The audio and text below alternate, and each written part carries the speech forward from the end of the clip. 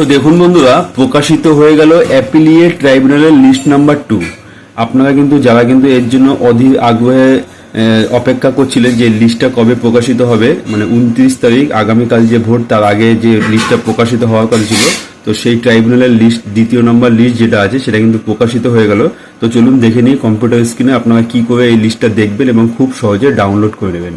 তো দেখুন বন্ধুরা, এর জন্য আপনারা সোজা চলে যাবেন গুগল ক্রোমে। আমি চলে যাচ্ছি গুগল ক্রোমে, চলে আসলাম গুগল ক্রোমে। গুগল ক্রোমে এসে এখানে কিন্তু আপনারা টাইপ করবেন eci.gov.in। এই যে দেখুন eci.gov.in ওয়েস্ট বেঙ্গল, এর উপরে ক্লিক করে দেবেন। ক্লিক করার পরে একদম সবার প্রথমে যেটা দেখতে পাচ্ছেন ভোটার সার্ভিস পোর্টাল, এর উপরে ক্লিক করবেন। ক্লিক করার পরে একটু ওয়েট করবেন। দেখুন আপনাদের অতি পরিচিত এই ইন্টারফেসটা কিন্তু চলে আসবে। তো একটু ডান দিকে এইখানে আপনারা দেখতে পাচ্ছেন ডাউনলোড ইলেকট্রাল রোল, এর উপরে কিন্তু আপনারা ক্লিক করে দেবেন। ক্লিক করার পরে একটু ওয়েট করবেন।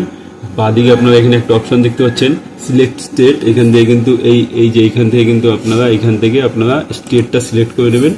দেখুন আমি স্টেটটা সিলেক্ট করে নিচ্ছি, ওয়েস্ট বেঙ্গল সিলেক্ট করে। এখান থেকে কিন্তু আপনারা ওয়েস্ট বেঙ্গলটা সিলেক্ট করে নেবেন। এই ওয়েস্ট বেঙ্গলটা সিলেক্ট করে নিলাম। সিলেক্ট করার পরে এখানে দেখতে পাচ্ছেন আপনারা প্রথমে তো কি এসছে, ইয়ার অফ রিভিশন 2026। এখানে কিন্তু রোল টাইপ, এই রোল টাইপ যেটা আছে অ্যাপিলিয়েট ট্রাইব্যুনাল, এইখানটা আপনারা ক্লিক করবেন।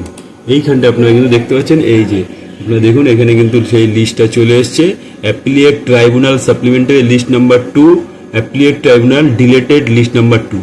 দেখতে পাচ্ছেন এই দুটো লিস্ট, এই যে একদম উপরে যে লিস্ট দুটো, এইটা কিন্তু এই কাল রাতেই কিন্তু প্রকাশিত হয়েছে। দেখতে পাচ্ছেন এই দুটো লিস্ট।